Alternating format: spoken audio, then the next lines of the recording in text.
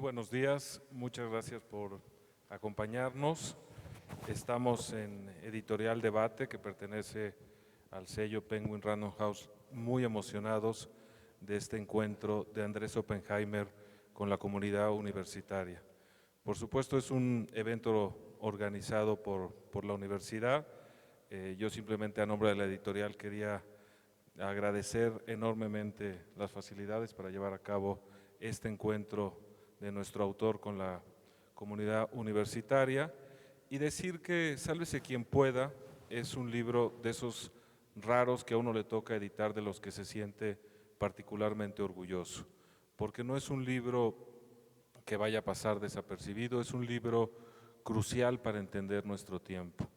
Oppenheimer leyó un índice de profesiones que iban a desaparecer en el futuro inmediato, según la Universidad de Oxford, y a partir de la sorpresa y el pasmo de esa lectura decidió investigar cuáles eran estas profesiones y por qué estaban en riesgo, o al menos cómo se iban a transformar. Por eso no se me ocurre un mejor libro para los jóvenes, para los estudiantes, para los universitarios, que este libro que analiza cómo la tecnología, la informática, la robótica, el Big Data van a transformar 9 grupos de profesiones, empezando una muy señaladamente, la profesión médica. Así que creo que es un libro que habla de nuestro tiempo, que se proyecta sobre el futuro y que nos permite ver qué sí podemos hacer como jóvenes, como estudiantes, como profesionistas para adaptarnos. Y creo que eso es lo que vuelve un libro que ha tenido tal impacto. Se publicó ya en Argentina y está en primer lugar en las listas, con una repercusión mediática extraordinaria, y esperemos que en nuestro país suceda lo mismo. Yo, sin más trámite, de nuevo quiero agradecer al Instituto Nacional de Enfermedades Respiratorias, al rector Jorge Salas, a quien le voy a pasar la palabra, y quien va a conducir este evento. Muchas gracias y buenos días a todos otra vez.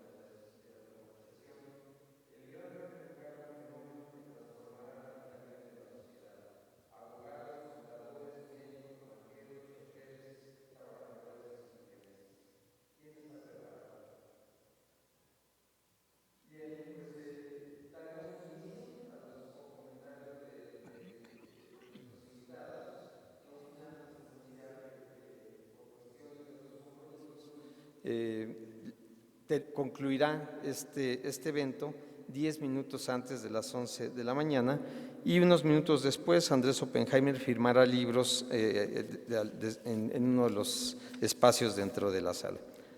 Cedo la palabra al doctor Enrique Graue.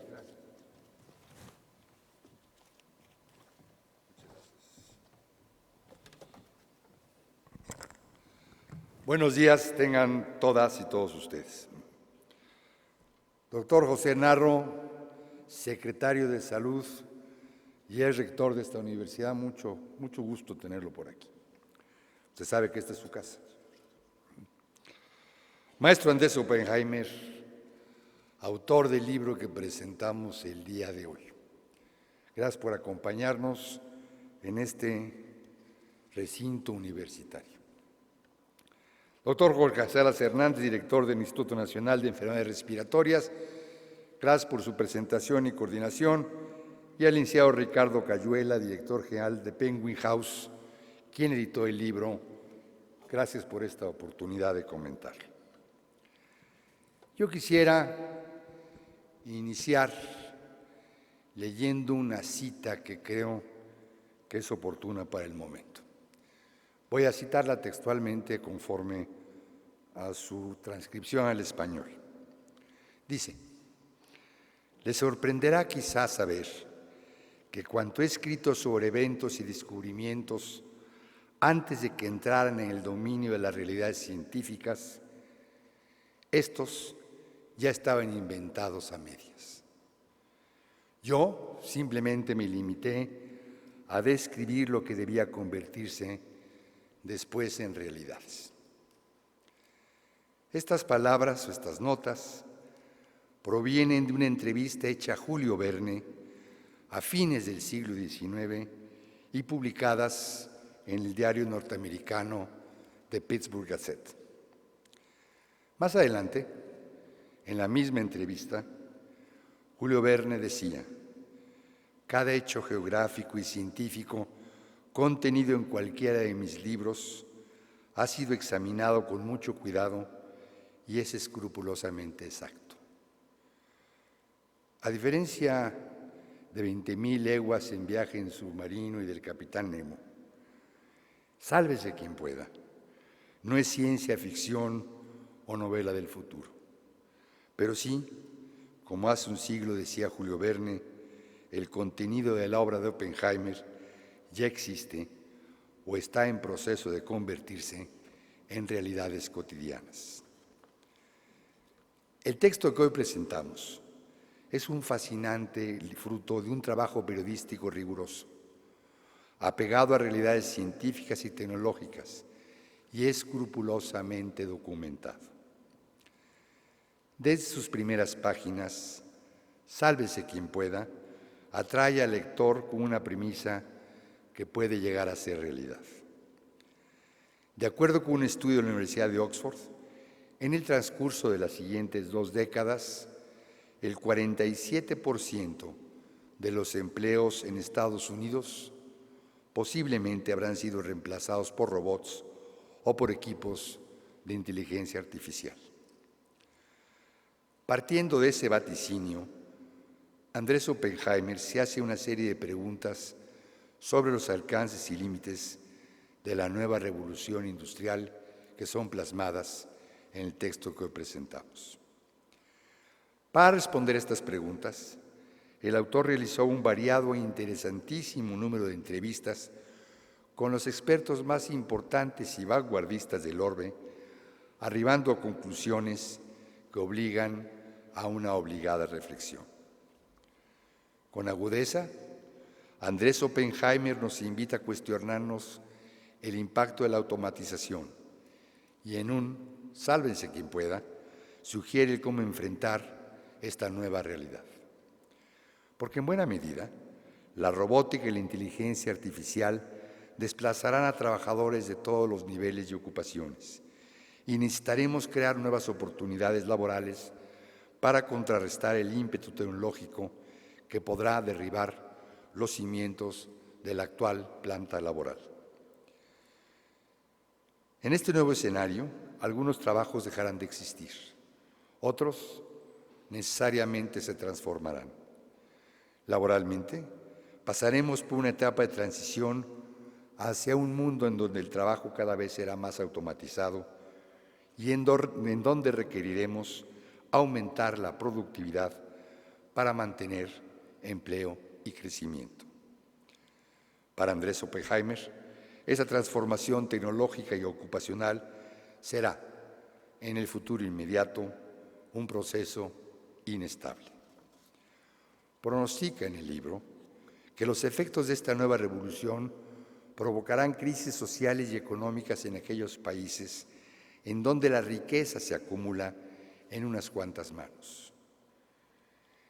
En el mediano y largo plazos, y no sabemos qué tan largos pueden llegar a ser estos, nos plantea un escenario optimista en donde, pasada la época de reajustes, de adaptación, de actualización y reinvención de nuestras sociedades, el efecto de la automatización nos llevará a un gran aumento de productividad, el cual abaratará los servicios y productos y producirá un crecimiento económico en donde, si se cuida la redistribución de la riqueza, alcanzará para todos, o al menos eso esperamos. A lo largo de 8 capítulos, del sálvense quienes puedan, y yo diría aquí ya es en plural, Oppenheimer describe algunos cambios que ocurrirán en disciplinas y ocupaciones específicas, como el derecho, la docencia, la medicina, las finanzas, el comercio, las manufacturas, las industrias culturales y el periodismo. Para cada una de estas ocupaciones y profesiones, analiza, siempre con base en opiniones de expertos, cómo podremos adecuarnos e incluso vivir mejor en un mundo cada vez más automatizado. En medicina, nos sumerge en el microrobot destapador de arterias, en el pronóstico y prevención por análisis genético, en los análisis dermatológicos a distancia, en la cirugía robótica o en el diagnóstico mediante inteligencia artificial de imágenes. Todas estas ya son realidades que ya están en diseño, implementadas o bien en proceso de perfeccionamiento. Ve también al cuidado de la salud y la prescripción médica en buscadores de información, en aplicaciones de teléfonos y a la inteligencia artificial en el discernimiento de diagnósticos y tratamientos de vanguardia. Y en todo ello, al médico como un orientador de estas herramientas. Y yo creo que no deja de tener razón. La educación no escapó a su puntilloso análisis. Nos habla de un profesor robótico, profundo conocedor y sapiente docente, de paciencia ilimitada, que de hecho con la imagen de Einstein se paralizó a la mitad de la exposición. Estaba platicando y de repente volteó la cabeza y se quedó paralizado. Falló, pero ahí estaba e indudablemente tendrá que evolucionar. Pero más allá de estas clases de robóticas o del robot, señala con toda razón la necesidad que tenemos las universidades de evolucionar e innovar. Ve, y así lo analiza, al bachillerato y la educación superior distintas y alrevesadas, y un nuevo papel más adaptativo de los institutos tecnológicos y de la propia educación superior. Coincido con el autor en que el papel de las universidades en este contexto será vital, pues sin importar qué tan grande sea el reto, tendremos que acoplarnos y evolucionar en la forma en la que enseñamos.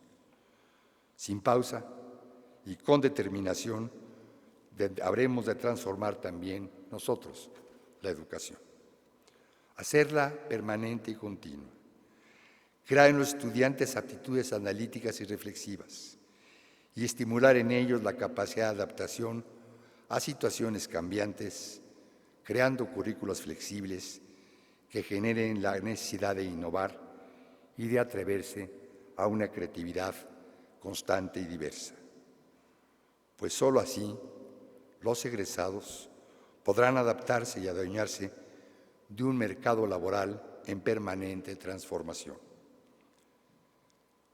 En conclusión, el texto de Oppenheimer es un texto presente para el futuro que tenemos ya enfrente. Es de lectura ágil y, como lo hace Oppenheimer, diría divertida, que a ratos genera incertidumbre, pero que al final, estoy seguro, les motivará a todos los lectores a reflexionar positivamente sobre su futuro como personas y como miembros de esta nueva sociedad. En nombre de la Universidad Nacional Autónoma de México y del mío propio, lo felicito por el texto y agradezco al maestro Oppenheimer y a la editorial su visita a nuestra casa de estudios y la oportunidad de comentar el sálvese quien pueda. Por mi raza hablará el Espíritu. Muchísimas gracias.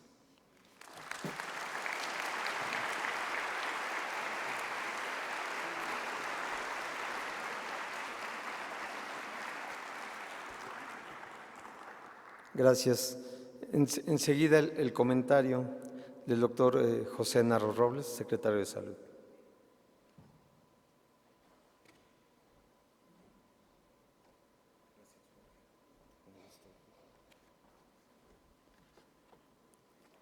Buenos días, tengan todas y todos ustedes. Quiero, en primer término, saludar la organización de esta presentación y a quienes hoy nos acompañan. Por supuesto, en primer término, al señor rector, al doctor Enrique Graue, a quien le refrendo mi aprecio, mi respeto y el gusto que me da compartir una vez más espacios de orden académico y en materia de salud con él. Muchas gracias al autor del libro, a Andrés Oppenheimer, al coordinador, al moderador de la sesión, el señor director del INER, al señor director de Penguin Random House y a mi amiga Angelina, que ha ayudado en la articulación de esta presentación. Paso ahora a cumplir con la encomienda que se me confió y lo hago como el señor rector, haciendo una referencia inicial. Mi primer reflejo cuando tengo que hablar de un tema relacionado con el trabajo, y no puedo evitarlo, y es el caso de este libro, es acudir a aquel ensayo, cuento, consideración filosófica de Albert Camus, quien escribió en el mito de Sísifo que Sísifo, había sido condenado por los dioses a subir sin cesar una roca hasta la punta de una montaña, solo para que al llegar a ese punto la roca cayera hasta el sitio donde se había iniciado el ascenso, para que la tarea se volviera a realizar. Esto era así en virtud, dice Albert Camus, de que no puede haber castigo más terrible que el trabajo inútil y sin esperanza. En la presentación de un libro siempre conviene tener en cuenta al menos 3 aspectos del mismo. Primero, la estructura del libro, en segundo término, al autor y finalmente el contenido. Esta no será la excepción y así lo voy a analizar. Por lo que se refiere a Sálvese quien pueda, el futuro del trabajo en la era de la automatización, debe decirse que se trata de un libro de 359 páginas, editado por Penguin Random House, con una prosa estupenda, fluida y con una muy buena edición. La organización del libro que se presenta incluye 10 capítulos, el prólogo, un epílogo, los agradecimientos y un total de 349 notas que dan cuenta de las referencias y fuentes de la información considerada. En cuanto al autor, permítanme recordar que esta es la segunda obra de su autoría que tengo la oportunidad de presentar. En un libro anterior, Crear o Morir, el mundo que viene, Andrés Oppenheimer me invitó y en él dije que había un análisis de la dimensión de la revolución tecnológica, de los riesgos para los países de no participar en ella y de las estrategias para enfrentar el cambio. Este nuevo libro no es sino una secuencia en la dirección que él ha emprendido desde hace algunos años. Andrés Oppenheimer es un reconocido profesional de la comunicación, un conocedor del mundo de hoy, un crítico de los sistemas políticos, un defensor de las libertades y de la democracia, y en lo personal, una persona con la que he podido, a partir de las diferencias, encontrar múltiples coincidencias y mantener una relación afectuosa, transformada por las eventualidades de la salud y la enfermedad en una amistad sincera. Se trata de un periodista apasionado y completo, uno que ha desarrollado sus capacidades en los medios electrónicos y en los impresos. Andrés es un ser humano que ejemplifica el milagro de la vida, las capacidades y logros de la medicina mexicana, los misterios de la amistad y la calidad de la naturaleza humana. Se trata de un hombre estudioso, inteligente, atrevido, seguro de sí mismo, que en esta obra nos comparte algunos de sus secretos personales. Su amor por Sandra, algunos momentos de su niñez y adolescencia, el dolor por la pérdida de su padre, su cercanía con su madre y su abuelo, el arranque de su vida profesional y la pasión por el periodismo. Esto se lo dije en privado y me dijo, oiga, no se le vaya a olvidar decirlo en público. Ya cumplí con mi compromiso y con mi convicción. El método del autor para escribir el libro es muy sencillo: leer, estudiar, analizar y preguntar a los expertos. Sedes de trabajo múltiples: Miami, Oxford, Tokio, Nueva York, Cesarea en Israel, San Francisco, Mountain View en California y Seúl. Viajes de estudio y de trabajo para consultar y entrevistar a los expertos.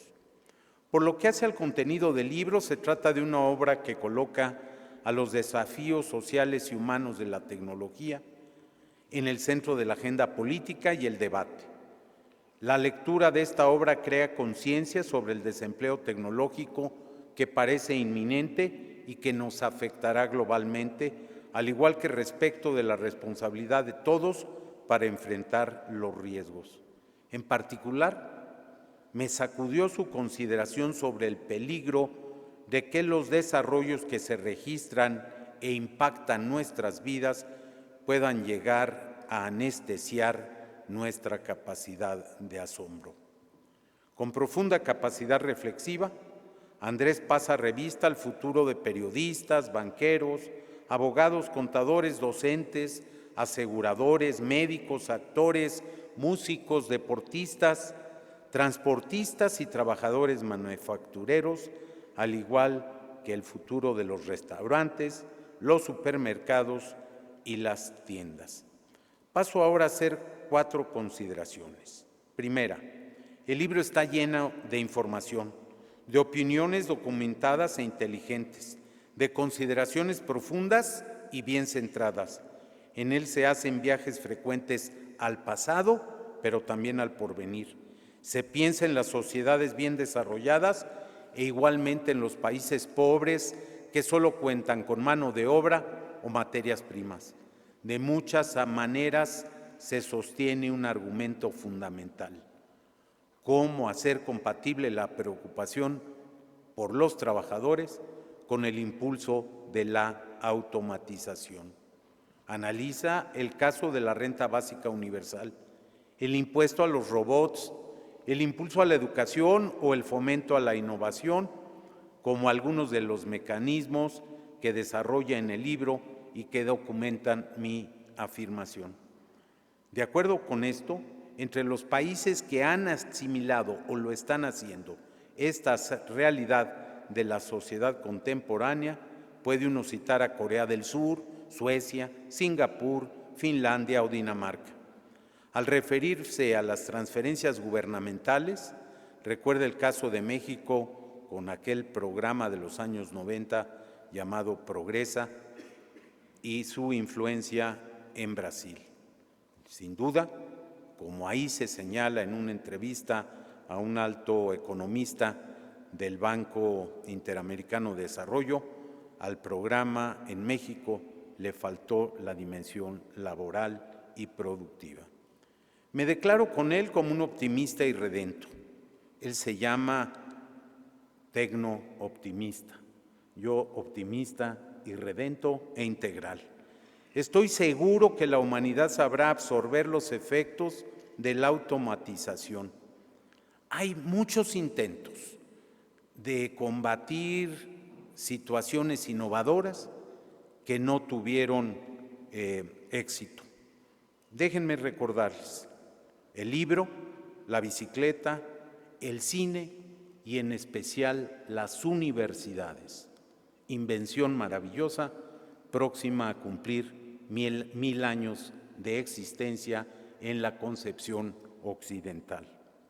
Segundo, en el capítulo final y en el epílogo se analizan los trabajos del futuro y se nos llama a considerar las variantes de las profesiones que hoy conocemos, y hace un buen recorrido que conviene que lean, y para leer hay que comprar el libro o conseguirlo por lo menos prestado.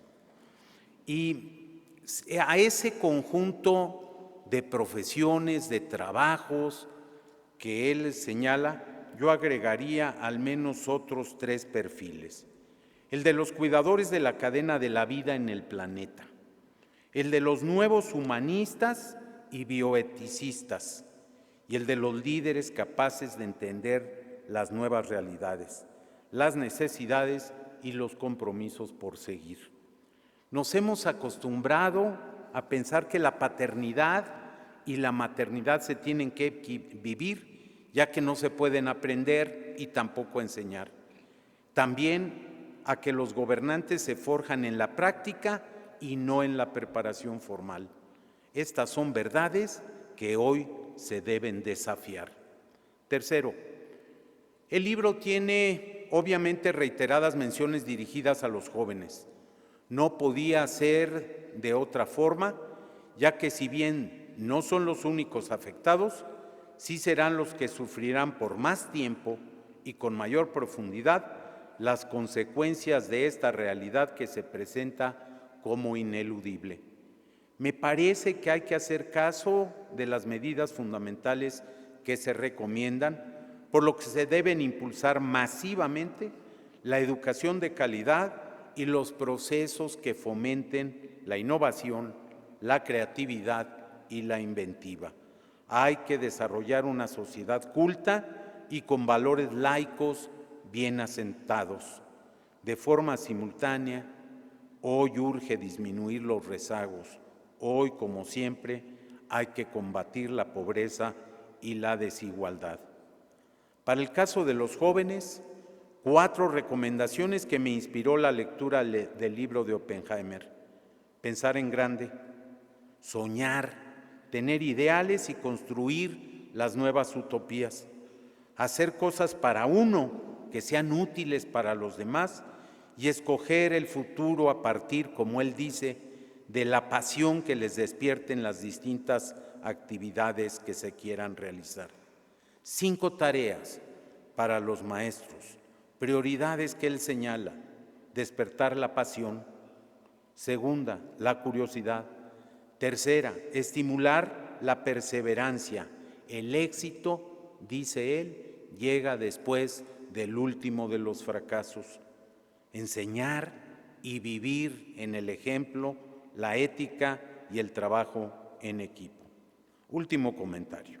Se trata en síntesis de un libro estimulante y retador que deben leer los jóvenes y sus maestros, pero que deben estudiar los líderes y los hacedores de políticas públicas. Por ello, a todos nos conviene tenerlo, revisarlo y debatir sus planteamientos y propuestas. Muchas felicidades a Andrés Oppenheimer por este nuevo éxito que seguramente en el futuro cercano tendrá continuación. Buenos días.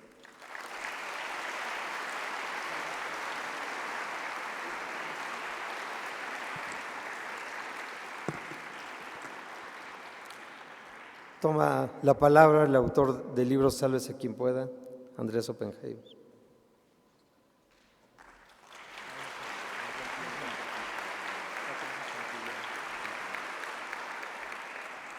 Muchísimas gracias a todos.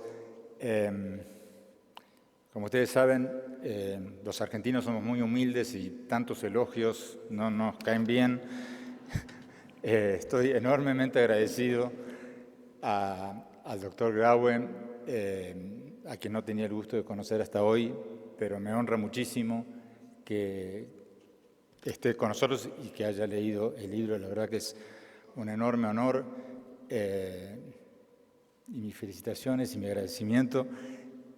Sobre el doctor Narro y el doctor Jorge Salas, les agradezco enormemente. No lo iba a comentar hoy, no lo iba a comentar ahora, pero el doctor Narro aludió un poco a nuestra historia personal y creo que vale la pena mencionarlo, porque cuanto más grandes nos ponemos, más nos damos cuenta de que al margen de todas las cosas profesionales, a veces lo que uno más valora es el factor humano. Y la referencia que hizo el doctor Narro a la forma en que nos conocimos se refiere a hace 10 años, aquí en México, tuve un problema de salud serio, me desmayé, me llevaron al hospital. Y para hacer la historia corta, la ayuda del doctor Narro y del doctor Salas, no solo a nivel profesional, sino a nivel personal, me conmovieron y me siguen conmoviendo hasta el día de hoy. La calidez humana, cuando me visitaban en el hospital, cuando yo estaba realmente pasando por un momento serio, la calidez humana de estos profesionales, al margen de sus increíbles méritos profesionales, me tocó el corazón y les estaré eternamente agradecidos. Sobre Sálvese quien pueda, el libro, como lo contaba el doctor Graue y el doctor Narro y el doctor Salas al principio, empecé esta investigación hace 5 años cuando salió este estudio de la Universidad de Oxford, diciendo que el 47% de nuestros empleos corren el riesgo de desaparecer en los próximos 10, 15 años por la automatización. Y esto me llamó muchísimo la atención porque es casi la mitad de nuestros empleos. Y no estábamos hablando de dentro de 50 años, de 60 años, 70 años. Estábamos hablando de dentro de 15, 20 años, que ya pasaron 5 años, estamos hablando de dentro de 10, 15 años. Y el estudio decía que esto no iba a ir solo para los trabajadores de las fábricas, que es lo que uno se imagina que van a ser reemplazados más rápidamente por los robots. El estudio de la Universidad de Oxford decía que esto vale para los abogados, para los contadores, para los banqueros, para los médicos, para los periodistas, para los trabajadores manufactureros, para los maestros, para todos. Todos vamos a ver, unos más, unos menos, pero todos vamos a ver nuestros trabajos afectados por la automatización. Y cuando salió este estudio, y lo leí, dije, caramba, esto es cierto, esto lo estoy viendo todos los días alrededor mío. Porque yo hace pocos años hacía mi programa de televisión con 5 cámaras y 5 camarógrafos, y de repente los estaba haciendo con 5 cámaras y ningún camarógrafo. Las cámaras se volvieron robóticas, me seguían a mí y alguien me decía al oído, mira la cámara 1, despídete de la cámara 2, saluda a la cámara 3. Lo mismo con mis columnas escritas. Yo hace 40 años vivo en Estados Unidos, trabajo para el Miami Herald, escribo en inglés y traduzco mis columnas al español. Y hasta entonces las mandaba a traducir y después las reescribía, las editaba en español. Hasta que un buen día me dijeron que el algoritmo del traductor de Google había mejorado tanto en el último año que ya era equivalente prácticamente a un traductor y que tomaba el mismo tiempo editar el resultado de la traducción automática que la de un traductor humano. Y desapareció el traductor. Y ahora hasta hace poco, hace 6 meses, un año, cuando estaba escribiendo los últimos capítulos de este libro, apareció el robot que transcribe, desgraba entrevistas. Yo antes iba a entrevistar al doctor Graue, lo entrevistaba con una grabadora primero, mi celular, mi teléfono después, y después volví al hotel y 2 horas o 3 horas de desgrabarla, de transcribirla, o la mandaba a transcribir. Hoy día hago la entrevista, la mando a un servicio de traducción robótica y un algoritmo me la transcribe en 2 minutos y me la manda de vuelta. Entonces la gran pregunta es, ¿qué va a pasar con el camarógrafo? ¿Qué va a pasar con el traductor? ¿Qué va a pasar con la que hacía la transcripción? ¿Qué va a pasar con esta gente, con toda esta gente? Y lo mismo pasa en todas las profesiones. Los médicos, y acá el doctor Narro y el doctor Graue saben esto mejor que nadie, lo mismo que me pasa a mí con estas profesiones con las que yo trabajaba todos los días, les pasa y les va a pasar cada vez más a los médicos. Antes, un dermatólogo, por ejemplo, pasaba buena parte de su día mirando las manchas de la piel y diciéndole a sus pacientes, esta es buena, esta es mala. Hoy día hay una aplicación, hay varias aplicaciones con las que uno toma fotos de la mancha de la piel y la aplicación le dice, ¿es buena o es mala? Si es buena, seguimos con nuestro día. Si es mala, vamos al dermatólogo. Lo mismo con los radiólogos. Lo mismo con los abogados. Ya hay muchísimas aplicaciones para contratos rutinarios. En Estados Unidos, Rocket Lawyer, Zoom, Legal Zoom, varias, que hacen ya los contratos más rutinarios. Un contrato por un arrendamiento, por ejemplo, un divorcio. Antes había que ir a un abogado. El abogado cobraba, si era joven, si era un junior, $300 por hora, si era un veterano, $1,000 por hora, para hacer nuestros contratos. Hoy día uno va a cualquiera de estas plataformas de internet y por $25 hace un divorcio, de mutuo acuerdo, por supuesto. Es un formulario, uno pone el nombre del hombre, el nombre de la mujer, por qué se divorcian, por mutuo acuerdo, dónde vive cada uno, bueno, firman los dos, ya, listo, $25.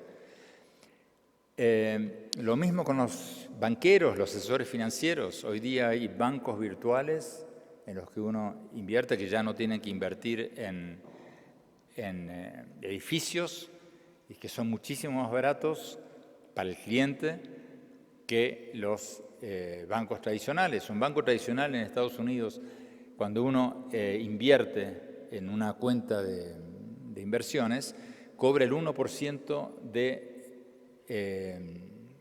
servicio bancario. O sea, uno invierte 10 pesos en ese banco se queda con el 1% por sus servicios. En los bancos virtuales, que no tienen que gastar en edificios, personal y todo eso, cobran 20 centavos de dólar por dólar. Entonces, todas nuestras profesiones se están viendo afectadas por la automatización, por la robotización, por los algoritmos.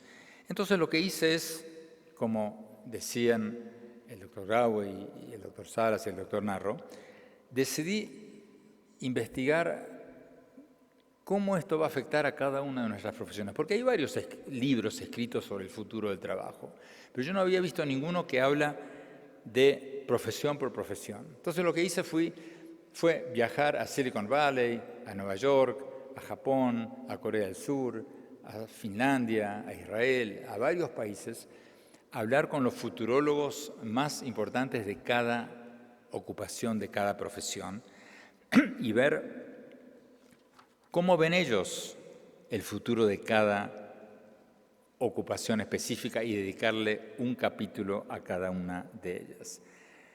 Entonces, hice este periplo a lo largo de 5 años y la verdad que fue muy divertida, porque me encontré con cosas que nunca esperaba. Cuento en el libro que en Japón, por ejemplo, para el capítulo del futuro de los hoteles y los restaurantes, fui a un hotel totalmente robotizado. Los conserjes eran robots. Y como este hotel en particular estaba cerca de Disney World, los conserjes eran dinosaurios robóticos. Tenían el gorrito de conserje, entonces uno se acercaba al panel donde están los conserjes y el dinosaurio me decía, por favor, ponga su pasaporte. Bueno, primero decía en una tableta elegir el idioma, ¿no? Entonces elegí inglés y el robot me dijo, por favor, ponga su pasaporte en una cajita que había ahí, como uno hace en cualquier hotel cuando entra. Puse el pasaporte, entonces después me dijo, por favor, firme en la tableta, lo mismo que en cualquier hotel. Entonces el robot me dice, por favor, saque su llave, ponga su tarjeta de crédito para los gastos extras en la torrecita de al lado, pongo mi tarjeta de crédito, me decía, saque su llave, por favor, de abajo. Bueno, y este robot, yo para divertirme un poco, después de todo esto, le digo, ¿cómo te llamas? Y el robot, el dinosaurio, como que se quedó como frisado. Entonces le dije de vuelta, no, en serio, ¿cómo te llamas? Y se frizó aún más, empezó a gesticular y a mover sus garras. Y después, por tercera, bueno, le dije, debes tener un nombre. Entonces a la tercera me dijo, un momentito, por favor, lo va a asistir una asistenta. Y salió de una puertita una señorita japonesa, me hizo la reverencia, como suelen hacer, y me explicó que este robot recién tenía 2 semanas y que estaba programado para hablar mucho más en japonés que en inglés, y que entonces esa respuesta todavía no estaba programada para inglés, pero que muy pronto, ya en cuestión de semanas, ya podría responderla. Pero para hacer la historia corta, hablé con esta señorita y le pregunté, bueno, ¿cuánta gente hay de carne y hueso en este hotel? Me dijo, somos 2, yo y el manager. ¿Y cuántos cuartos tiene el hotel? 100. Entonces, ¿cómo van a competir los hoteles que hoy día tienen cientos de empleados con hoteles que tienen 2 empleados para ocuparse de 100 habitaciones? Y antes de despedir al doctor Grauer y al doctor Narro, que se tiene que ir en 2 minutos, lo mismo en 20 ocasiones para el capítulo de los vendedores. Fui a una tienda muy grande en Silicon Valley, como Home Depot. Acá hay Home Depot, ¿verdad? Bueno, este es Lowe's, es una parecida a Home Depot, es una bien grande. Y los vendedores, ya había vendedores robóticos. Entonces el robotcito anda dando vueltas y le pregunta a uno, ¿qué quieres? Entonces uno dice, quiero buscar una lamparita eléctrica de 40 vatios. Entonces el robot empieza a dar vuelta y dice, bueno, sígueme. Uno lo sigue. Y lo lleva al lugar y uno lo puede comprar allí. Y de noche hace el inventario. Pasa por todos los lugares de la tienda y saca el inventario. Para el capítulo del futuro de las fábricas, fui a fábricas en Corea del Sur, donde había 20 empleados y 200 robots. Y ahí cada vez más fábricas son así. Y en Silicon Valley escuché un chiste que ya es muy conocido en Silicon Valley, que es que las fábricas del futuro van a tener 2 empleados, solo 2. un hombre y un perro. El hombre va a estar para darle de comer al perro y el perro para cuidar que el hombre no toque las máquinas.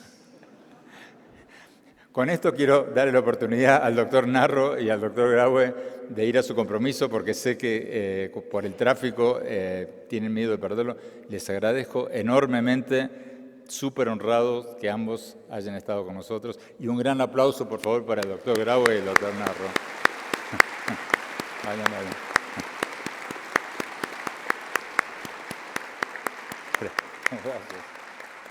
Gracias. Y yo voy a seguir 5 minutos más. No, pero déjame darte un abrazo. Ah, bueno.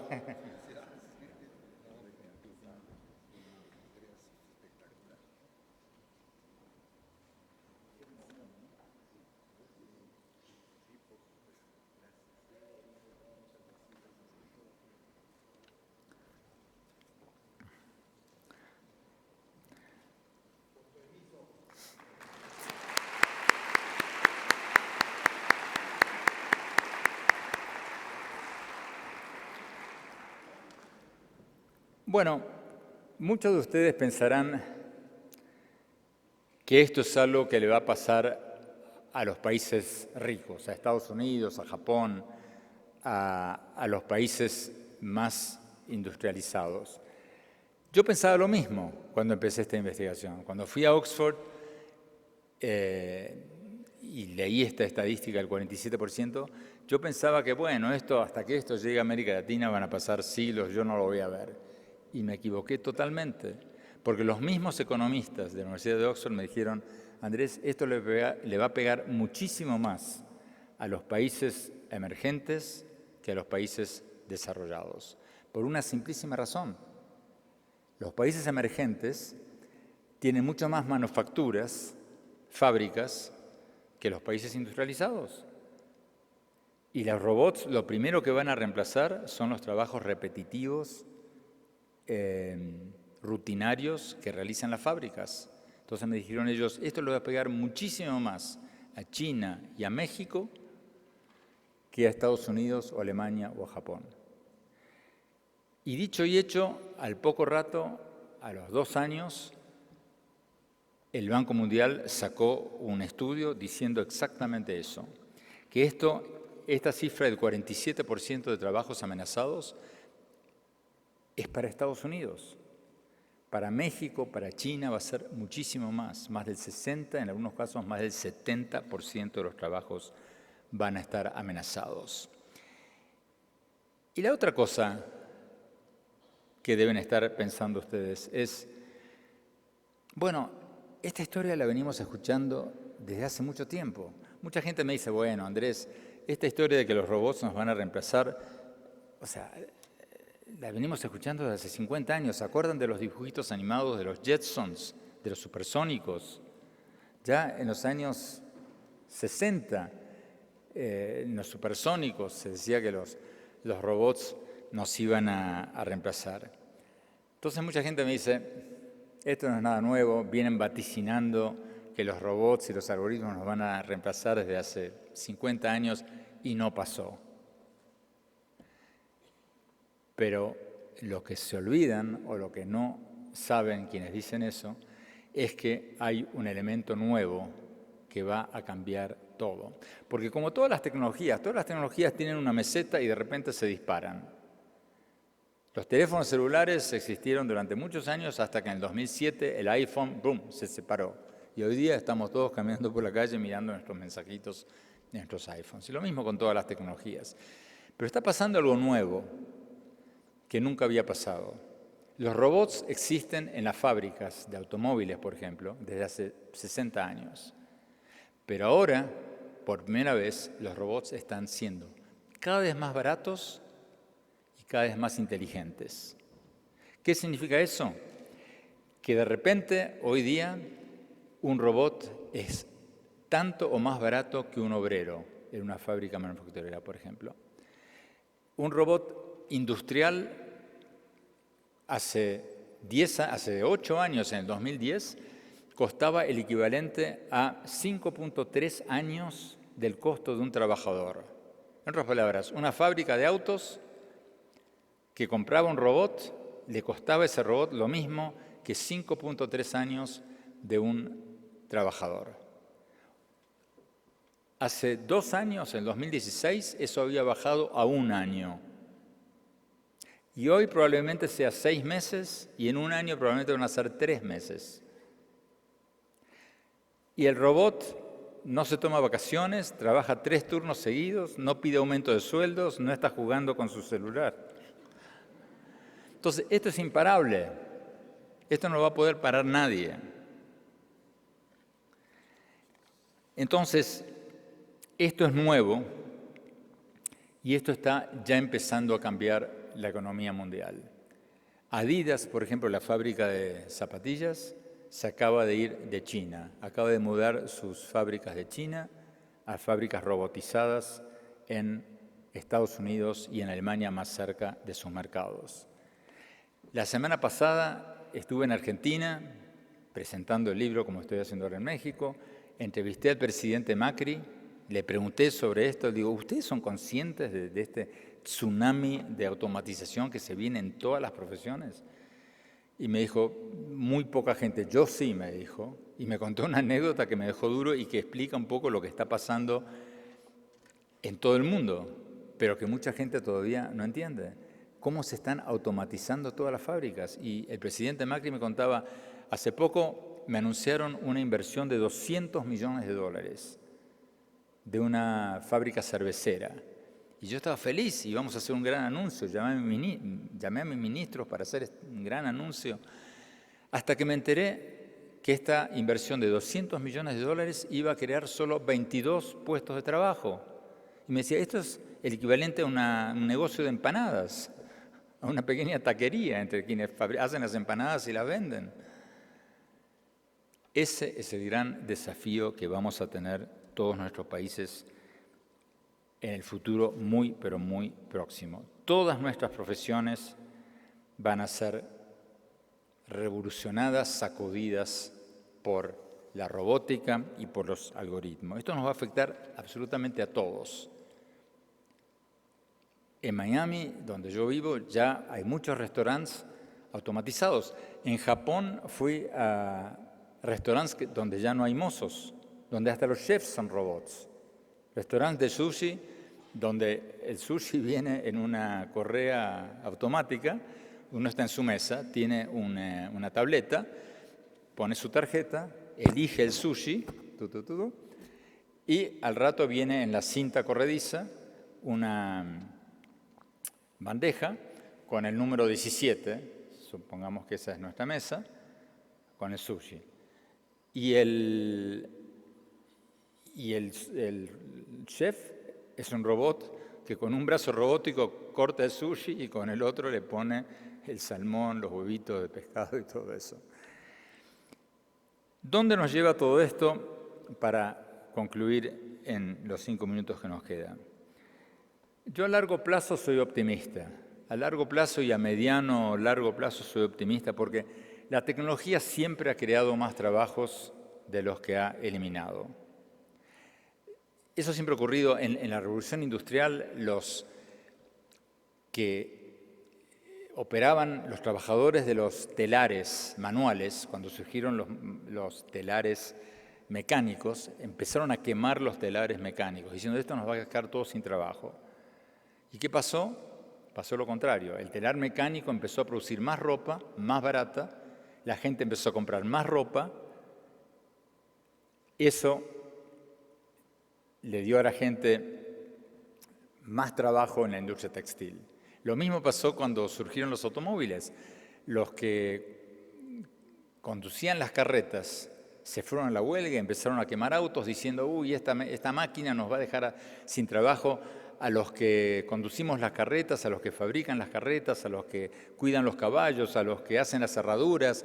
Esto va a ser terrible. Esta máquina nueva de 4 ruedas nos va a dejar a muchísima gente sin trabajo. ¿Y qué pasó? Lo contrario.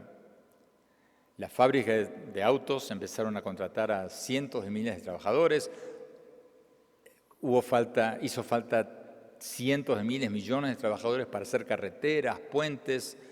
otros tantos para talleres mecánicos, etcétera, etcétera. Al final hubo más trabajadores automotrices que antes. Pero lo interesante que vi en esta investigación es que cuando empecé la investigación en el 2013 y empecé a ir a estos países y a entrevistar a los futurólogos, todo el mundo decía, no se preocupen, el futuro va a ser bueno,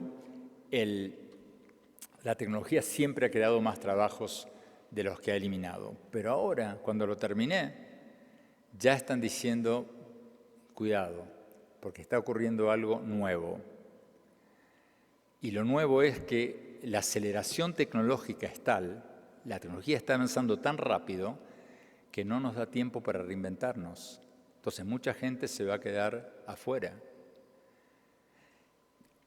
Cuando en la época prehistórica, cuando estábamos en las cavernas y cazábamos, trabajábamos 7 horas por día, íbamos a cazar un mamut.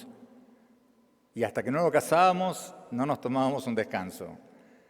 Después, en la época bíblica, nos empezamos a tomar el sábado libre, después el domingo libre. Hoy en Europa, en muchos países, ya se toman el viernes libre. Dinamarca ya está instituyendo una semana laboral de 28 horas.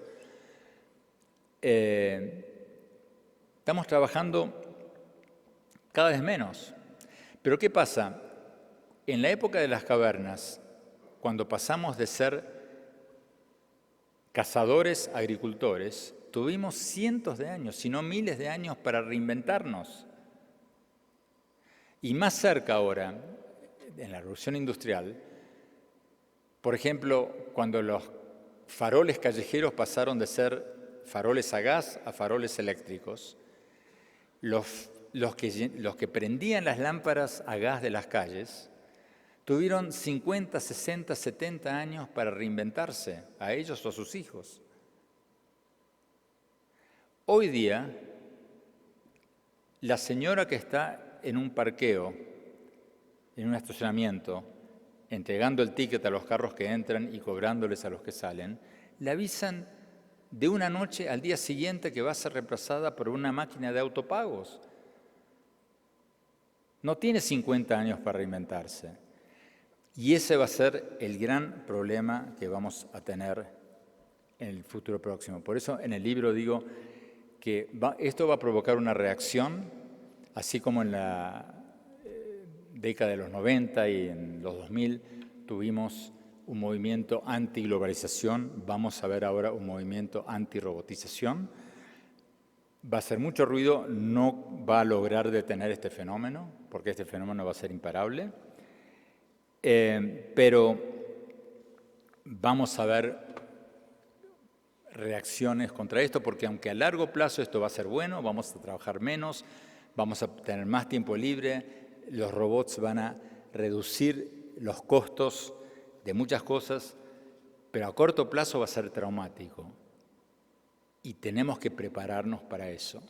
Y en la parte final del libro hablo sobre cómo tenemos que prepararnos y sobre cuáles son las profesiones del futuro para nuestros jóvenes.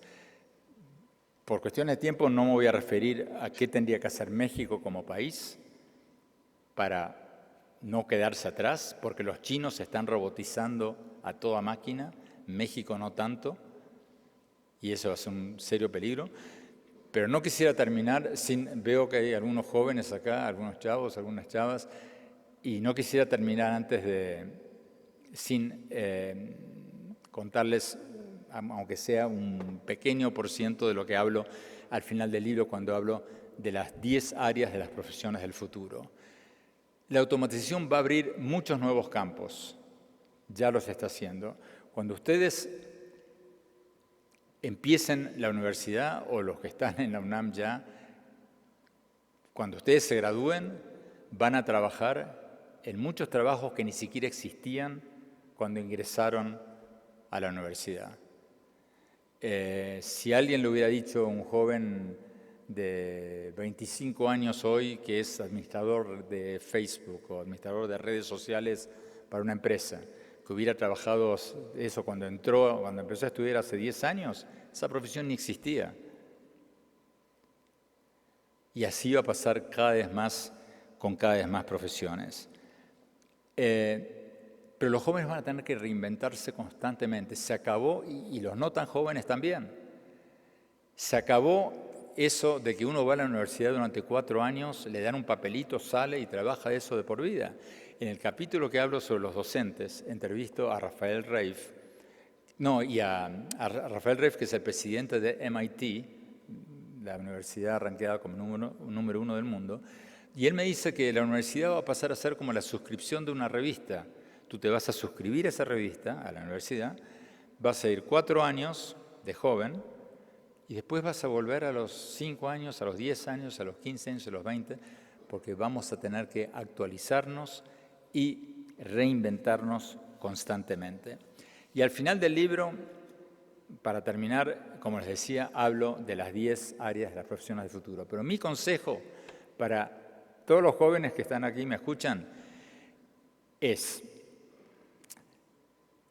si tienen una vocación, olvídense, no le hagan caso a nadie como yo que les hable sobre las profesiones del futuro. Si tienen una vocación, síganla. Porque es lo que yo cuento que hice en mi caso personal y lo que me dice toda la gente que le fue bien, que es lo que hizo. Si la opción es entre hacer lo que a ustedes realmente les gusta y algo que le recomiendan los expertos, que va a ser una carrera del futuro, no lo duden, hagan lo que les gusta. Porque la clave del éxito en el futuro va a ser hacer algo con pasión, porque cada vez más vamos a trabajar en trabajos independientes, cada vez menos vamos a trabajar de 9 a 5 para una empresa durante 50 años, y si vamos a trabajar en algo independiente, en algo quizás part-time, en algo quizás que sea un emprendimiento personal, si no estamos motivados, si no nos gusta lo que hacemos, difícilmente vamos a poder triunfar.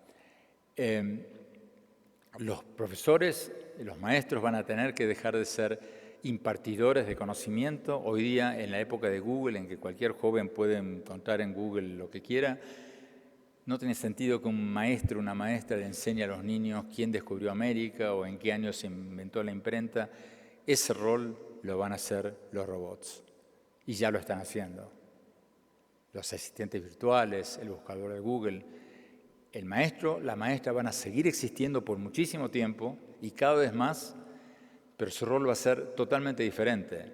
Su rol va a ser ayudar a los niños a encontrar su vocación, enseñarles valores éticos, enseñarles a trabajar en equipo, todo lo que tenga que ver con habilidades blandas, pero no ya impartir conocimientos. De manera que mi consejo para los jóvenes que están aquí, nos escuchan, busquen su pasión, busquen su vocación, no importa cuál sea. Si tú quieres ser plomero y realmente te gusta la plomería y piensas que vas a ser el mejor plomero del DF y te va a ir fenómeno, te va a ir muchísimo mejor que si te guías por una de las profesiones del futuro y realmente no lo sientes. Si no tienes una vocación, si no sientes una pasión por algo, entonces sí, échale una mirada a las 10 áreas de las profesiones del futuro y elige la que más te guste. Entonces, finalizando, a la larga, todo esto nos puede llevar y probablemente nos va a llevar a un mundo mucho mejor, donde los productos van a bajar de costo porque van a ser producidos con mucho mayor productividad, donde vamos a tener que trabajar mucho menos, donde vamos a poder dedicar mucho más tiempo al ocio o a lo que más nos guste. Pero a la corta vamos a tener que decidir rápidamente cómo reinventarnos, porque a la corta esto va a ser un sálvese quien pueda. Muchísimas gracias.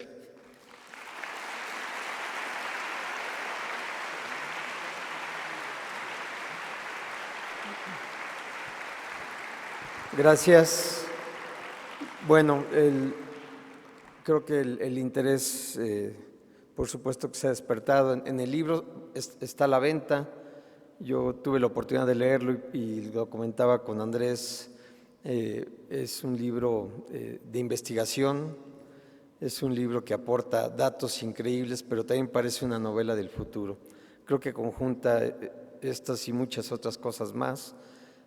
Así que está a la venta y en unos minutos les van a indicar allá afuera quienes desean comprar el libro. Andrés amablemente ha ofrecido firmar los libros, así que en unos minutos estará con ustedes en un espacio, en uno de los pasillos. Felicidades Andrés Oppenheimer, felicidades Ricardo Cayuela y gracias por habernos acompañado en esta presentación.